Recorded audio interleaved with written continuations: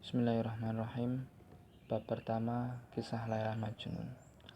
Alkisah, pada zaman dahulu di negeri Arab, hiduplah seorang pemimpin kabilah, seorang sayyid yang sangat termasyhur. Bani Amir nama kabilah itu. Tidak ada seorang pun yang dapat menandingi kejayaan sang sayyid. Kegagah beraniannya telah masyhur di seluruh jazirah Arab. Kedermawannya kepada para fakir miskin dan keramah tamahannya dalam menjamu para musafir telah terkenal kemana-mana. Namun meskipun dicintai oleh semua orang dan mendapatkan tempat terhormat layaknya seorang sultan atau khalifah, dia tidak merasa bahagia. Sebuah kesedihan yang sangat mendalam menggerogoti hatinya dan menggelapkan hari-harinya. Sang sayyid tidak memiliki anak. Apalah artinya kekuasaan yang besar dan kekayaan yang melimpah bagi seorang laki-laki apabila ia tidak memiliki anak? Apa gunanya kemuliaan dan kekuasaan bila tidak ada yang akan mewarisinya kelak? Apa artinya semua kesenangan hidup itu jika ia tidak dapat merasakan kebahagiaan dan keceriaan yang dibawa oleh seorang anak? Hal inilah yang selalu dipikirkannya sepanjang waktu. Dan semakin ia memikirkannya, semakin besar kesedihannya. Tidak pernah ia berhenti berdoa kepada Tuhan agar dianugerahi seorang anak. Namun doa-doanya tidak terkunjung terkabul. Ia merindukan bulan purnama yang tak kunjung muncul, sebuah kebun mawar yang tak pernah berbunga. Meskipun demikian, ia tidak pernah berhenti berharap. Keinginannya yang membara untuk memperoleh keturunan telah membakar jiwanya, sampai pada satu titik di mana ia melupakan semua hal lain. Karena suatu hal yang sangat diidamkan hatinya, namun tidak dimilikinya. Ia mengabaikan semua kenikmatan yang telah dianugerahkan Tuhan kepadanya, kesehatannya, kejayaannya, kekuasaannya. Namun, bukankah demikian sifat manusia? Ketika keinginan kita tidak juga terpenuhi dan doa-doa yang selalu kita panjatkan tidak kunjung dikabulkan Tuhan, apa pernah kita berpikir bahwa itu semua Dia lakukan demi kebaikan kita? Kita selalu merasa yakin bahwa kita mengetahui apa yang kita butuhkan. Namun kebutuhan seringkali keliru dengan keinginan.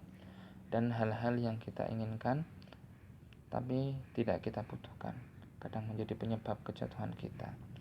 Tentu saja jika kita dapat melihat apa yang disimpan masa depan untuk kita tidak akan pernah salah dalam mengajukan keinginan.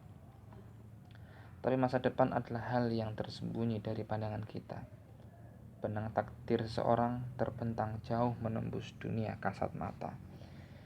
Kita tidak dapat melihat kemana ia akan berujung. Siapa yang dapat mengetahui bahwa kenikmatan pada hari ini dapat membawa kesengsaraan di keesokan hari, atau kesengsaraan pada hari ini akan berubah kenikmatan di hari esok? Dan demikianlah sang sayyid selalu berdoa, berpuasa, dan berderma hingga ketika ia baru saja akan menyerah, Tuhan akhirnya mengabulkan permintaannya.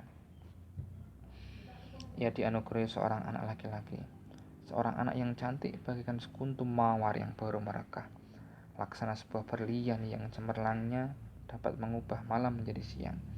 Untuk merayakan kelahiran anak yang sangat ia dambakan, sang sayyid membuka pundi-pundi hartanya, kemudian menebarkan emasnya, seolah-olah emas itu adalah pasir. Ia ingin membagi kebahagiaannya kepada semua orang. Sebuah pesta perayaan besar-besaran pun diadakan. Sang anak diasuh dengan penuh kasih sayang dan kelembutan. Seorang perempuan dipekerjakan untuk menyusui dan merawatnya agar kelak ia tumbuh menjadi seorang laki-laki yang besar, sehat, dan kuat. Dan memang begitulah kenyataannya. 14 hari setelah hari kelahirannya, sang bayi telah menyerupai bulan purnama dengan segala keelokannya, memancarkan cahaya ke seluruh permukaan bumi dan mempesonakan mata semua orang yang memandangnya. Pada hari ke-15, orang tuanya memberinya nama Qais. Namun semua ini mereka lakukan secara diam-diam, tersembunyi dari orang-orang agar bayi itu terhindar dari pengaruh jahat. Setahun telah berlalu. Kecantikan bayi laki-laki itu telah merekah sempurna. Ia tumbuh menjadi seorang anak yang ceria dan periang, sekuntum bunga yang dirawat dengan penuh kelembutan di dalam kebun mawar kebahagiaan masa kanak-kanak. Di akhir usianya yang ketujuh, garis-garis kedewasaan mulai tampak di pipinya yang merah mawar. Siapapun yang memandangnya, bahkan dari kejauhan sekalipun, akan mendoakan keberkahan Tuhan atasnya. Dan di akhir usianya yang ke-10, orang-orang mulai menceritakan kisah-kisah tentang ketampanannya, seolah-olah mereka sedang mengisahkan sebuah dongeng. Sekian.